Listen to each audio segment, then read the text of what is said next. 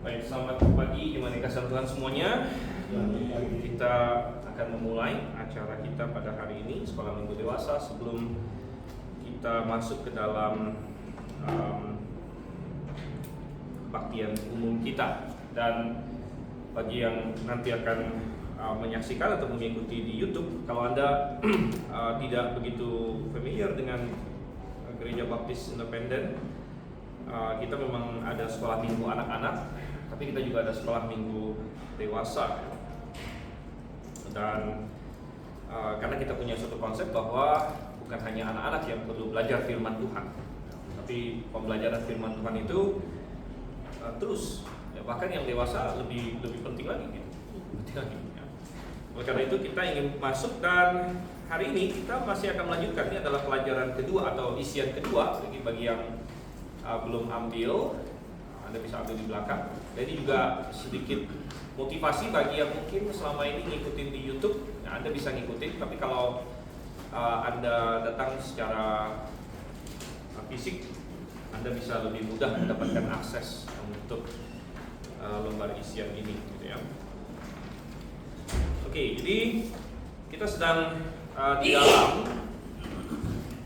dalam suatu topik besar, yaitu kita belajar dari sejarah Israel dan Yehuda. Sejarah Israel dan Yehuda, dan saya sudah pernah singgung bahwa belajar sejarah Israel dan Yehuda ini sangat penting dan sangat bagus sekali. Ya, karena apa? Karena ini adalah sejarah yang diinspirasikan. Jadi perspektifnya perspektif Tuhan. Karena kalau kita belajar semua sejarah yang lain, ya itu kita harus lihat dulu ini siapa yang ngomong, perspektif siapa, begitu. Nggak usah jauh-jauh, kita yang di Indonesia ini, kita dulu tahu ya, kalau saya masih ingat waktu saya di SD lain sebagainya, itu kan Orde Baru waktu itu. Ya, dan kalau kita melihat Orde Lama itu semua dari kacamata Orde Baru gitu. Misalnya G30 SPKI, ya pasti ceritanya itu pasti ada ya cerita resminya lah. Bagaimananya kan itu versi Soeharto lah, gitu kan, waktu itu Soeharto yang sedang berkuasa, gitu kan. Nah, setelah baru era reformasi baru mulai digali, oh mungkin ada versi lain, ya mungkin ada perspektif yang berbeda dan lain sebagainya, begitu. Jadi kalau kita belajar sejarah secara sekuler, kita sering harus bertanya, ini siapa dulu yang ngomong? Ini dari perspektif siapa gitu, dan itu bisa salah, bisa kurang tepat, bisa nggak menyeluruh dan sebagainya. Tetapi hal yang indah dari kita belajar tentang sejarah Israel dan Yehuda di sini adalah bahwa kita memiliki perspektif yang absolut, ya, perspektif yang sudah pasti benar, perspektif yang tidak diragukan lagi, ya, yang memberi kita tahu sebanyak yang kita perlu tahu. Kadang-kadang kalau kita baca Alkitab, kita penasaran, oh saya pengen tahu lebih banyak tentang hal ini, tapi Alkitab nggak ngomong lagi gitu tentang itu. Ada banyak hal yang mungkin kita pengen tahu, oh misalnya, aduh coba cerita lebih banyak lagi tentang si raja ini gitu kan, dan padahal di Alkitab cuma beberapa ayat doang gitu. Dan kita nggak dikasih tahu banyak tentang dia, ya, tapi itu adalah karena Tuhan yang menyaring, Tuhan yang kasih, oke ini yang kamu perlu tahu tentang hal ini. Karena kalau semuanya mau ini ya bisa lebih tebal dari Wikipedia gitu kan. Di Wikipedia aja udah sekian juta artikel gitu kan. Tapi Tuhan hanya memberikan yang kita perlu tahu, ya, sehingga kita juga tidak information overload istilahnya. Ya, karena kita sekarang hidup di zaman informasi. Jadi informasi begitu banyak di luar sana. Ya, nggak usah jauh-jauh, satu situs saja, YouTube misalnya. Itu di dalam YouTube itu ada berapa miliar jam yang bisa ditonton, yang nggak ada satu manusia pun yang hidup yang bisa nonton habis semua video YouTube gitu loh. Ya, itu nggak mungkin gitu, itu udah jadi kita ini hidup di zaman informasi, di mana permasalahannya bukan kurangnya informasi, ya. Permasalahannya adalah justru mencari tahu mana informasi yang benar dan pantas untuk kita serap, begitu. Karena ada begitu banyak, dan yang terbatas sekarang adalah waktu kita. Satu masa hidup 70 sekian tahun manusia pun nggak mungkin nonton semua video YouTube yang tersedia gitu. Nggak usah semua video YouTube, semua video kebaktian di seluruh gereja lah gitu, di seluruh dunia itu pun gak habis ditonton gitu dalam masa hidup kita gitu. Nah, jadi kita hidup di zaman information overload, dan ini justru memberikan kepada kita hikmat Tuhan sehingga dalam Alkitab pun dia tidak kasih tahu kita semuanya sedetil-detilnya. Nah itu ya nggak akan habis-habisnya gitu, bukunya akan terlalu tebal. Melainkan Tuhan memberikan kita yang perlu kita tahu. Ini yang harus kamu tahu. Ini yang harus kamu pelajari. Ya. Oke, jadi dengan itu kita sudah masuk ya ke raja yang pertama yang akan kita bahas, yaitu Raja Saul di sini. Kalau minggu lalu kita masih di intro ya, pendahuluan, yaitu waktu mereka minta raja.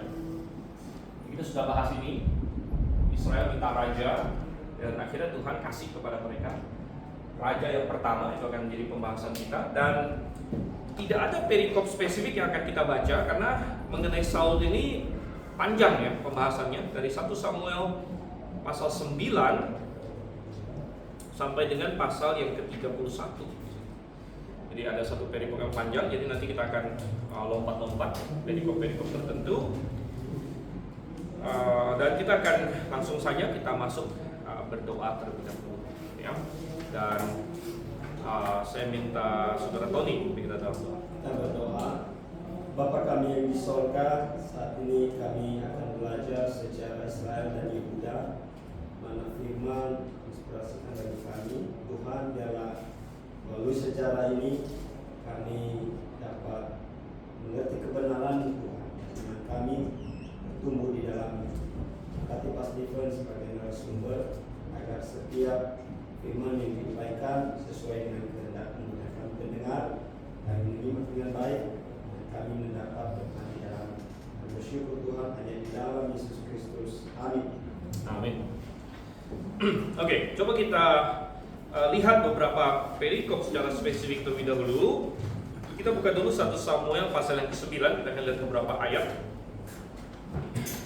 Jadi pasal 8 adalah orang Israel meminta raja, dan Samuel kan kesel ya, kita baca di situ. Samuel kesel, tapi Tuhan bilang nggak apa-apa, kasih kepada mereka apa yang mereka minta, ya, kasih tahu konsekuensinya, tapi kasih saja. Dan ini tentu ada rencana Tuhan juga di sini.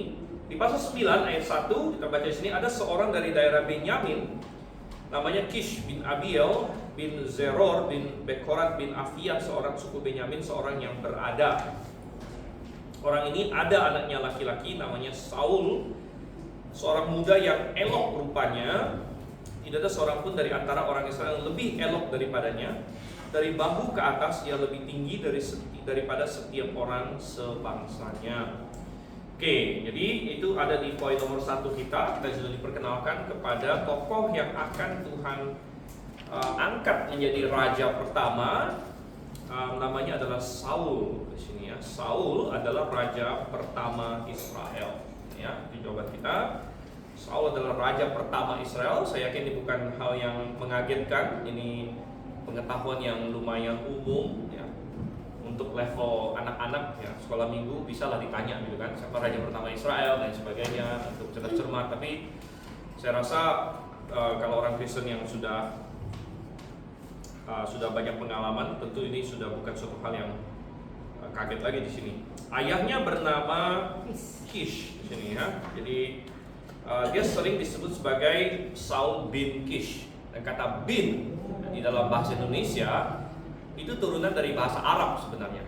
Ya, jadi itu kalau padanan di bahasa Ibraninya Ben. Ben itu artinya putra, gitu ya. Jadi kalau di bahasa Ibraninya dia akan Saul bin Kish, ya. Tapi diarabkan jadi bin. Nah, rupanya di Indonesia jadi ada bin juga. Gitu ya. Binti. Bin. Nah, binti itu ini perempuan. Ya. Kalau di Ibraninya bat ya, bat. Jadi misalnya siapa ya? Misalnya Dina bat Yakov misalnya kan, jadi Dina putrinya Yakub misalnya ya. Oke, jadi ayahnya bernama Kish dari suku Benyamin. Nah, kita harus tahu suku Benyamin adalah suku yang paling muda ya di antara orang Israel. Jadi Benyamin kan anak terakhir. Dan kalau kita masih ingat di kitab Hakim-Hakim, suku Benyamin itu di kitab Hakim-Hakim mengalami suatu peristiwa yang sangat tragis sebenarnya, ya. Yaitu hampir suku Benyamin itu musnah gitu. Ya, karena ada suatu peristiwa di Gibea di situ. Gibea itu daerah Benyamin di mana ada orang-orang jahat.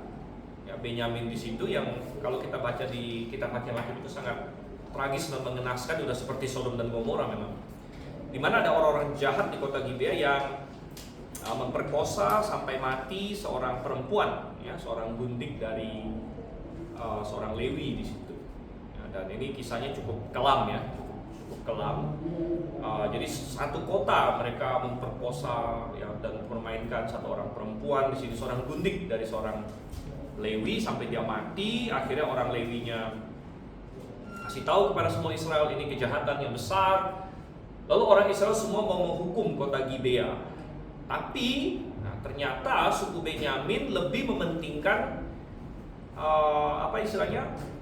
kesetiakawanan daripada kebenaran, begitu istilahnya. Ya, memang manusia kita perlu setia kawan, ya. Artinya kalau ada teman, ada keluarga, ya kita bela. Tapi tidak boleh melawan kebenaran, begitu. Artinya kalau memang teman kita salah, kalau memang keluarga kita salah, ya kita harus bilang itu salah, begitu. Kita tidak boleh bela mati yang ya karena dia teman saya, karena dia saudara saya, karena dia keluarga saya, ya saya bela terus walaupun dia salah. Dan suku Benyamin lebih mementingkan ikatan persaudaraan mereka dibandingkan kebenaran, dan mereka tidak mau menghukum atau menyerahkan orang-orang Gibea ini, sehingga akhirnya 11 suku yang lain memerangi Benyamin. Itu terjadi di Hakim-Hakim, ya. Dan waktu itu suku Benyamin itu hampir dimusnahkan, tinggal beberapa ratus orang. Nah, jadi dari konteks seperti itu masuk ke 1 Samuel di sini, suku Benyamin adalah salah satu suku yang sudah memang orangnya paling dikit waktu itu, gitu. Karena hampir dimusnahkan semua. Bahkan sampai mereka udah nggak punya perempuan lagi, gitu, karena tinggal yang laki-laki beberapa ratus itu, sampai orang Israel memikirkan gimana caranya kasih mereka istri, gitu. Gimana cara kasih mereka istri dan lain sebagainya, ya. Nah, itu sudah mungkin beberapa generasi yang lalu, ya, ketika kita masuk ke 1 Samuel di sini. Ya. Tapi sudah pasti suku Benyamin adalah salah satu suku yang paling kecil, bukan salah satu lagi, memang sudah suku yang paling kecil pada waktu itu karena hampir musnah. Ya. Tapi dari suku yang kecil ini, ya, Tuhan memilih satu orang untuk menjadi raja pertama sesuai permintaan dari orang Israel, dan namanya adalah Saul di sini, ya, anak Kish. Nah, Saul sendiri punya arti, ya, artinya cukup bagus. Shaul. Nah, ini bagi yang belajar Ibrani di sini, saya belajar Ibrani. Saya lihatin, ya. Ngomong sih sama ini. Kalau AU itu tanda apa? AU. Kata kerja AU, ada ini AU. Ya. Itu pasif partisipal, ya. Nah, pasif partisipal kan? Nah, pasif partisipal, ya. Jadi kalau aktif partisipal kan OE dia, kayak shome, ya. Nah, kalau pasif partisipal kan dia AU. Ya. Seperti katuf, ketuva, ketuvim, ketuva. Jadi AU itu pasif partisipal. Jadi artinya sebenarnya adalah yang diminta. Jadi Shaul itu meminta, ya. Shaul itu meminta, ya. Jadi Shaul artinya yang diminta, yang diminta, ya. Nah, jadi itu arti dari nama Saul di sini. Ya, mungkin orang tuanya kasih nama ini karena dia minta dari Tuhan mungkin. Dan Saul memerintah selama berapa tahun di sini? Wah, ini udah saya kasih contekan karena udah ada ininya, ya. Sudah ada ininya. 50 dengan 10. Ya, tinggal 50 kurang 10 di sini, ya. Tetapi sebenarnya lama pemerintahan Saul itu cukup sulit ditentukan. Ya. Kalau tidak ada perjanjian baru sebenarnya. Bahkan informasi berapa lama Saul memerintah itu nggak akan ada di perjanjian lama. Gitu. Jadi kalau kita cari di 1 Samuel, kita cari di raja-raja dan sebagainya, kita akan bingung gitu Saul itu memerintah berapa lama sebenarnya, karena nggak dinyatakan secara spesifik di dalam perjanjian lama. Dan itu beda dengan semua raja lain. Daud memerintah berapa lama dikasih tahu dengan jelas, itu kan. Salomo juga, dan semua raja selanjutnya dikasih tahu berapa lama memerintah. Cuman Saul yang dari teks PL sendiri nggak jelas dia memerintah berapa lama sebenarnya. Nah, tetapi ini baru muncul, kita jadi tahu itu dari perjanjian baru, yaitu di Kisah Rasul. Coba kita lihat ya, Kisah Rasul 13 ayatnya yang ke 21 di sini.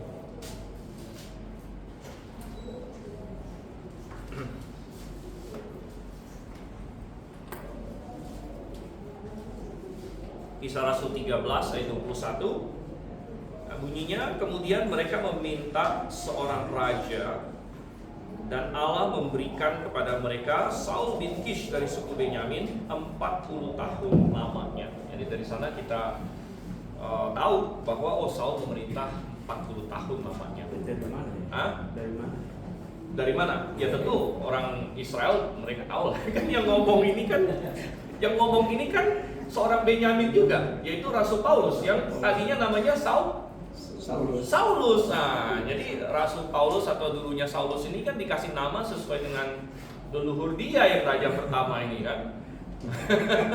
Jadi mereka punya inilah, artinya ya di zaman itu kan mereka punya informasi lebih dari kita, gitu ya, lebih dari kita, dan diturunkan terus. Mereka punya catatan yang kita juga udah nggak punya hari ini dan sebagainya ya. Jadi Saul memerintah 40 tahun, berarti cukup lama. Memerintah 40 tahun itu lama ya, satu generasi. Dan itu berarti 3 raja pertama Israel itu masa pemerintahnya sama semua. Karena nanti kita akan lihat Daud dan Salomo juga memerintah 40 tahun ya. Jadi 40 tahun, 40 tahun, jadi 120 tahun ya, pemerintahan 3 raja pertama. Nah, kalau kita tarik ke tahun berapanya, ini perkiraan yaitu sekitar tahun 1050 sampai 1010 kira-kira. Ya. Dan kalau kita kaitkan dengan kronologi modern, sekitar abad ini yang kalau di sekuler itu sering dianggap sebagai permulaan zaman besi. Kalau kita belajar sejarah sekuler lah ya, sejarah sekuler, makanya akan disebut sebagai permulaan dari Iron Age ya, Iron Age atau zaman besi ya. Karena sebelum itu disebut sebagai Bronze Age atau zaman tembaga ya, zaman tembaga ya. Dan sebelum Bronze Age itu ada yang mereka sebut Stone Age ya, Stone Age. Jadi zaman batu. Nah, zaman batu kalau di sekuler itu dibagi 2, yaitu Paleolitik dengan Neolitik. Ya, zaman batu kuno, kemudian ada zaman batu baru atau zaman batu yang lebih baru gitu ya. Dan bagaimana orang Kristen memahami ini? Ya, ini ya, maksudnya apakah kita terima ada zaman-zaman seperti ini? Kita berkata nggak ada masalah sih bahwa memang ada zaman-zaman seperti ini, tapi bukan seperti yang dikira oleh orang-orang sekuler, bukan seperti yang mereka kira gitu. Karena mereka mengira, menurut mereka manusia itu tadinya kan kerak gitu kan. Saya nggak begitu jago gambar. Ya kerak lah misalnya, gitu kan. Jadi manusia itu seperti kerak awalnya, yang lama-lama tambah pinter, makanya pertama-tama pakai alat dari batu. Kemudian mulai pakai alat dari tembaga, lalu mulai pakai alat dari besi. Jadi tadinya kerak gitu. Nah, kita bilang kita menolak ini, tapi kita bilang bahwa memang benar ada progresi gitu. Memang benar ada progresi. Kenapa? Karena semua ini kan teknologi. Ini kan teknologi. Nah, manusia itu awalnya pintar gitu, dan sudah membangun teknologi yang luar biasa, tapi kan semua dihancurkan dalam yang namanya air bah Nuh. Nah, ketika air bah Nuh datang kan semua teknologi sebelumnya kan hilang. Ya, jadi harus mulai baru lagi gitu. Dan seperti saya sering ilustrasikan, kita zaman sekarang 2024 pun dengan teknologi yang tidak begitu canggih, dengan handphone, komputer, bahkan bisa sampai ke bulan. Kalau misalnya terjadi air bah lalu sisa 8 orang, itu kita balik lagi di zaman batu. Ya, karena tidak ada satu orang pun di antara kita yang sepintar-pintar kita bisa membangun kembali semua teknologi yang kita miliki hari ini. Tidak ada satu orang pun yang hidup sekarang ini yang bisa bikin komputer dari scratch, dari bahan dasar gitu loh. Nggak ada gitu, karena butuh pengetahuan yang spesifik di berbagai bidang gitu. Dari pembuatan chip, dari pembuatan, itu siapa yang bisa tahu semuanya gitu? Nggak ada gitu. Jadi ketika air bah Nuh terjadi, semua teknologi sebelumnya hilang ya. Jadi manusia itu harus, walaupun manusia pintar gitu ya, tapi dia harus pelan-pelan merangkak lagi gitu ya, pelan-pelan merangkak naik lagi. Oleh karena itu ya dia ambil yang paling simpel dulu, ya udahlah pakai batu dulu selama memungkinkan gitu kan. Lalu mereka mulai menemukan tembaga. Jadi kenapa tembaga dulu baru besi? Karena rupanya untuk melebur tembaga butuh panas yang tidak sepanas besi gitu. Dan untuk bikin panas yang sepanas besi diperlukan teknologi tanur misalnya. Manusia harus bikin tanur yang ini sehingga bisa cukup panas supaya besi ini bisa meleleh, baru bisa bikin peralatan dari besi. Jadi dibutuhkan waktu lah istilahnya yang bagi manusia untuk merangkak kembali lagi. Jadi kita nggak terlalu masalah ya, tapi kita harus pahami tidak seperti yang mereka anggap sebenarnya ya. Dan ini juga tidak absolut artinya begitu ya, tidak absolut ini. Dan tapi ini sangat menarik karena Alkitab berkata di zaman Saul itu ya, di zaman Saul permasalahan yang muncul di situ adalah musuh Israel mulai punya senjata besi. Yaitu orang Filistin ya. Jadi musuh Israel mulai punya senjata besi, sedangkan orang Israel nggak punya, ya. Dan itu ada muncul juga di situ di mana itu, di mana dikatakan di seluruh Israel yang punya pedang itu cuma 2 orang, yaitu Saul dan Yonatan doang. Yang lainnya itu nggak punya sama sekali. Jadi semua senjata itu dipegang, dimonopoli oleh orang Filistin rupanya. Ya itu ada di ini ya. Pasal 13 ayat berapa di situ? Ayat 19, oke ya. Jadi dikatakan di situ pasal 13 ayat 19, seorang tukang besi tidak terdapat di seluruh negeri Israel. Seorang Filistin kata jangan-jangan orang Ibrani membuat pedang atau tombak. Jadi teknologi besi mulai banyak dipakai. Nah, apakah sebelumnya sudah ada teknologi besi? Sebenarnya sudah ada. Kalau kita baca di kitab Hakim, ada Sisera yang punya kereta besi, ingat di situ ya. Jadi sebenarnya sudah ada sebelumnya, tapi mulai banyak lah pada zaman itu, mulai banyak. Dan orang Filistin mulai bisa pakai besi dan sebagainya. Tapi karena orang Israel itu terjajah waktu itu, mereka tidak diperbolehkan punya hal tersebut. Ya. Oke, jadi balik ke ini kita. Itu poin nomor 1, latar belakang ya. Poin nomor 2, sekarang kita lihat sini. Saul bisa menjadi raja karena orang Israel meminta seorang raja agar sama dengan bangsa-bangsa lain. Jadi ingat, itu kunci dari permintaan orang Israel. Dan kita sudah bahas di minggu-minggu lalu bahwa walaupun seorang raja itu tidak salah sebenarnya, dan Tuhan pun punya rencana bahwa orang Israel akan menjadi monarki suatu hari nanti, itu bahkan sudah ada di hukum Taurat. Tapi waktunya salah dan motivasinya salah. Ya, motivasinya salah, waktunya salah. Dan Saul memenuhi kriteria ini. Jadi Saul adalah orang yang bisa memimpin Israel seperti bangsa-bangsa lain, misalnya gitu. Jadi boleh dikatakan Saul adalah yang terbaik yang manusia bisa lakukan. Gitu. Dan kita akan melihat di sini, nanti kita akan melihat ada kontras antara Saul dengan Daud. Gitu ya. Dua-duanya orang yang hebat sebenarnya dalam pengertian mereka sendiri. Gitu ya. Tapi Saul adalah orang yang hebat di mata manusia terutama. Jadi Saul menggambarkan this is the best that man can do, gitu ya. Inilah manusia, maksudnya yang inilah usaha yang terbaik yang manusia bisa lakukan, itu Saul, gitu. Dari segi manusiawi dia sudah yang the best, gitu. Ya. Dan oleh karena itu Tuhan kasih oke. Jadi Tuhan kasih Raja Kesa juga Tuhan bukan sengaja kasih yang jelek gitu. Ya. Tuhan bukan gini, ini kan Tuhan marah sama orang Israel, yaudahlah saya kasih kamu yang nggak bener, yang sengaja yang jelek. Enggak, Tuhan kasih oke, secara manusiawi gitu kan, berdasarkan standar semua bangsa-bangsa lain. Ya udah, ini yang terbaik lah gitu. Ya, ini bagi kamu gitu ya, seorang Saul di sini. Dan oleh karena itu ya, kita melihat di sini karena secara fisik dia sangat apa namanya? Ya, sangat ya elok atau apa, saya taruh di sini sangat menarik lah, ya, sangat menarik secara fisik dia sangat menarik, ya, sangat menarik. Elai pakai istilah elok, ingat elok, jadi saya ingat anaknya cucunya Pak Irwan, ada satu namanya elok ya. Ya jadi elok ya. Biasanya kalau kita ngomong penampilan atau cantik atau lain sebagainya, kita sering berpikir itu kriteria untuk perempuan, gitu kan? Maco.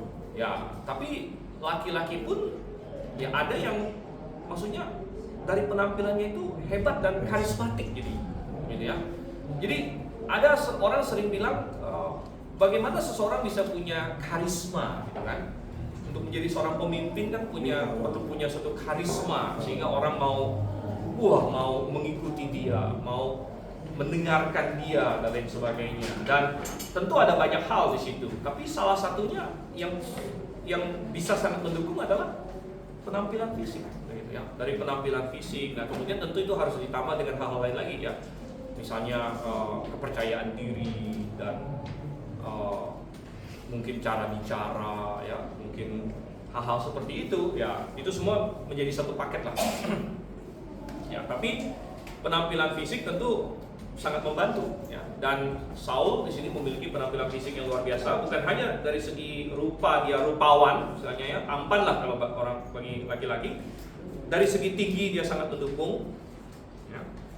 Katanya dari bahu ke atas dia lebih tinggi daripada setiap orang bangsanya, jadi dia satu kepala lebih tinggi dari rata-rata orang Israel. Ya, rata-rata orang Israel. Dan kalau kita bilang oke, itu kan dari sisi fisik ya. Bagaimana dengan sisi-sisi lain, misalnya mental, ya, lain sebagainya. Dan kalau kita baca di sepanjang 1 Samuel, dia tidak kekurangan dalam hal-hal itu juga sebenarnya. Ya. Saul bukan orang yang bodoh, ya. Saul seorang yang cukup pintar, ya. Dia orang yang pemberani juga sebenarnya. Ya. Dan dia orang yang bisa memimpin, dia orang yang bisa berperang, ya, dia punya kemampuan fisik, dia bisa berperang dan lain sebagainya. Jadi dalam banyak hal seorang raja yang sangat ideal menurut ukuran dunia ini. Oke. Nah, ya itu adalah kriteria dunia. Ya, tapi yang tidak dipikirkan oleh dunia adalah kriteria rohani. Ya, nanti kita akan melihat ketika kita sampai kepada Daud. Apa beda Saul dengan Daud sebenarnya? Ya, secara fisik Daud juga menarik juga secara fisik sebenarnya, dengan cara yang berbeda dari Saul gitu kan. Daud dikatakan waktu dia masih muda saja sudah kemerah-merahan, maksudnya dia juga bukan orang yang jelek lah Daud ya. Daud secara fisik juga ada karismanya gitu ya. Tetapi yang membedakan mereka ya sebenarnya lebih ke arah ujung-ujungnya adalah hati mereka dan sikap mereka terhadap Tuhan. Akhirnya Tuhan kita akan lihat di sini. Oke, poin nomor 3. Ya, poin nomor 3. Saul memiliki pada awalnya Saul memiliki sifat yang merendah di sini ya, merendah. ya kita bisa bilang rendah hati juga ya. Pada awalnya Saul memiliki sifat yang merendah atau rendah hati dan menolak untuk menjadi raja. Nah itu kita dapatkan di pasal 9 ya. Kita dapatkan di pasal 9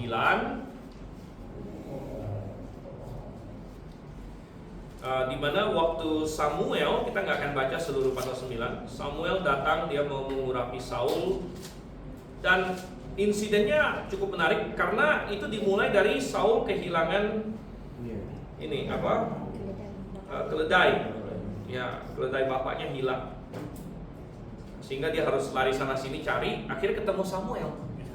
Nah, ini mengajarkan kita sesuatu bahwa tidak semua hal yang buruk terjadi dalam hidup kita itu sebenarnya buruk gitu. Kadang-kadang Tuhan membiarkan kita kehilangan keledai, bukan kedelai ya. Kadang-kadang Tuhan membiarkan kita kehilangan keledai supaya kita lari-lari muter-muter, dan ada sesuatu yang Tuhan mau kita ketemu di situ. Ya. Nah, jadi kadang-kadang kita protes sama Tuhan, Tuhan ya kenapa saya harus kehilangan ini, kenapa saya dibikin susah, mesti lari sana lari sini, bikin itu dan bikin ini ya. Tapi kadang-kadang itu semua dalam rencana Tuhan. Tuhan bilang, saya mau bikin kamu jadi raja gitu, kamu harus lari-lari dulu sebentar gitu kan. Lari-lari dulu sebentar, kamu bakal ketemu Samuel, di situ kamu akan diurapi dan sebagainya ya. Tapi sebelum itu kan Saul nggak tahu ya, mungkin dia ngedumel, aduh kenapa nih keledai kok susah banget dicari gitu kan, kok bisa menghilang dalam waktu yang seperti ini dan sebagainya, dan bikin dia repot ya. Tapi sekali lagi ya kita menjalani hidup ini kita nggak tahu masa depan ya, kita jalanin aja sehari demi sehari sesuai dengan tuntunan Tuhan ya. Ada kesusahan, oke ya kita hadapi ya bersama dengan Tuhan. Ada berbagai hal ya, nggak apa-apa gitu kan ya. Kita nggak tahu, bisa jadi itu persiapan Tuhan bagi kita untuk suatu hal yang luar biasa ya. Dan akhirnya dia diurapi jadi raja. Waktu dia diurapi jadi raja, dia sangat minder, boleh dibilang minder. Dia bilang, saya ini siapa? Nah, sebagainya, saya ini tidak layak. Sekali lagi ada suatu keminderan suku juga, gitu. Seperti tadi saya sudah bilang bahwa suku Benyamin ini kan suku yang udah terstigma oleh banyak suku lain juga, gitu kan, bahwa ini suku yang nggak bener nih, gitu kan, ya, dan hampir dimusnahkan. Suku yang terkecil waktu itu, orang yang nggak banyak dan sebagainya. Sehingga Saul merasa, wah kok saya jadi raja, kan? Namun Tuhan bilang, oke, kamu yang jadi raja, dan ya memang secara manusiawi memang Saul yang terbaik gitu. Dan walaupun belakangan kita akan lihat bahwa Saul akhirnya gagal, tapi untuk ukuran manusia dia sudah the best. Dan makanya saya bilang tadi, Saul adalah the best that man can do. Yang terbaik yang manusia bisa lakukan. Kalau misalnya orang lain yang jadi raja, Israel akan lebih parah lagi istilahnya. Akan lebih parah lagi. Jadi terlepas dari kegagalan Saul nanti yang kita sudah tahu, tapi kan sampai di poin ini Alkitab belum cerita ya. Sampai di pasal 9-10 ini kan Alkitab belum cerita. Kita sudah tahu karena kita sudah pernah baca sebelumnya. Sampai dengan poin ini ya, artinya nggak usah kita lihat kegagalan dia selanjutnya. Memang Saul adalah the best choice untuk saat itu, karena belum ada Daud waktu itu. Makanya saya bilang mereka terlalu terburu-buru. Kalau mereka menunggu timing Tuhan, kalau mereka datang dengan motivasi yang tepat, ya mereka bisa menunggu. Tuhan bilang tunggu dulu satu generasi, kamu bisa punya Daud dan sebagainya. Tapi kan mereka nggak mau. Mereka bilang pokoknya kami harus punya sekarang. Oke, kalau kamu mau sekarang, this is the best. This is the best one. Ini adalah Saul ya. Dan dia bukan raja yang buruk dalam banyak hal. Dalam banyak hal dia raja yang baik. Namun pada ujung-ujungnya nanti kita akan lihat dia gagal. Oke, dan sebagian orang Israel juga sempat ragu terhadap dia. Sekali lagi, sangat mudah bagi semua orang bilang kami ingin raja. Tapi waktu Tuhan pilih, yang ini yang jadi raja. Kok bukan saya, nggak mau. Jadi kan sifat manusia seperti itu, gitu kan? Semua suku-suku Israel bilang kami mau raja, pilih raja. Sekali Tuhan bilang ini rajanya, banyak yang nggak mau, gitu. Kenapa? Ya mestinya dari suku saya dong. Kalaupun nggak mau terang-terang ngomong mestinya saya, gitu kan? Tapi mungkin mestinya suku saya, mestinya teman saya, mestinya siapanya saya. Jadi sangat natural. Ya, banyak di antara mereka, enggak, masa Saul sih, gitu kan? Masa Saul sih, masa dari suku Benyamin sih. Jadi awalnya cukup banyak orang Israel yang belum menerima Saul menjadi raja, tapi Tuhan menolong, dan titik baliknya adalah suatu insiden di pasal 11. Betul di sini ya. Insiden di pasal 11 yaitu di mana Tuhan memakai Saul untuk menyelamatkan satu desa, satu kota yang namanya Yabesh Gilead di situ, ya. Dan Yabesh Gilead ini ditolong oleh Saul karena Yabesh Gilead diserang oleh raja namanya Raja apa? Masih ingat? Nahash. Sini ya, itu di situ kita. Ya, Raja Nahash.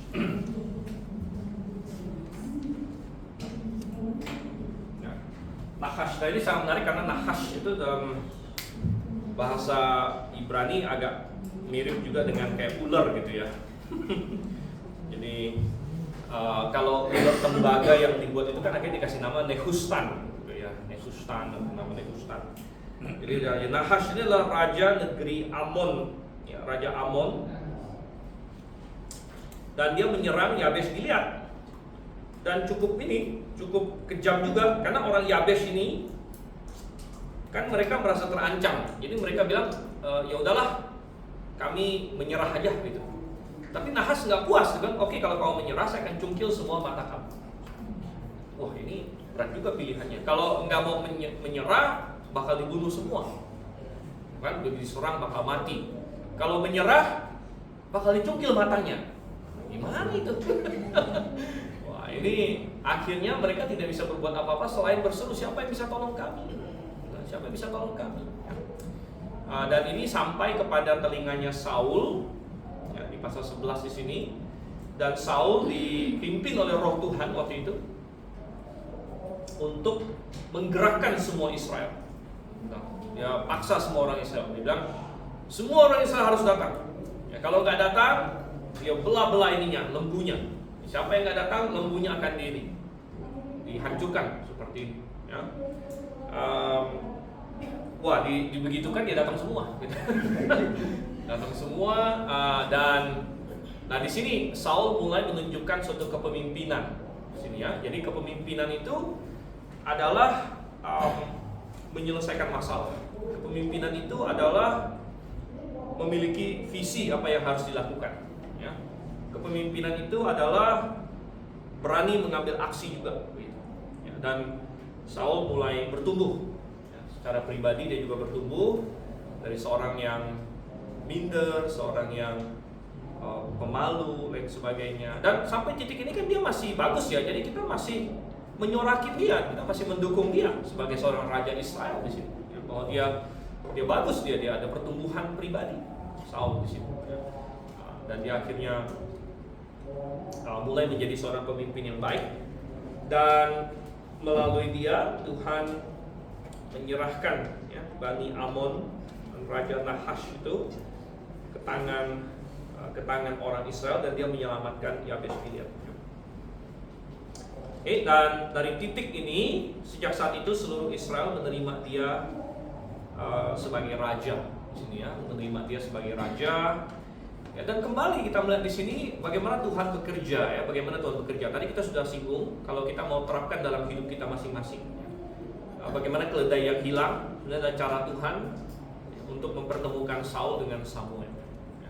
Kemudian krisis di Yabesh adalah cara Tuhan untuk mendewasakan Saul sekaligus mengokohkan kepemimpinan Saul. Jadi kita bisa belajar dari semua ini bahwa berbagai kesusahan dalam hidup kita ataupun krisis-krisis dalam hidup kita ya itu tidak mengenakan memang ya. Tapi Tuhan bisa bekerja melalui semua itu ya. Dan ada kebaikan yang datang melalui semua itu ya. Kadang-kadang dari situlah Tuhan mengokohkan kita ya, dan Tuhan mendewasakan kita dan memberikan kita peluang-peluang dari berbagai krisis yang muncul di dalam hidup kita di sini.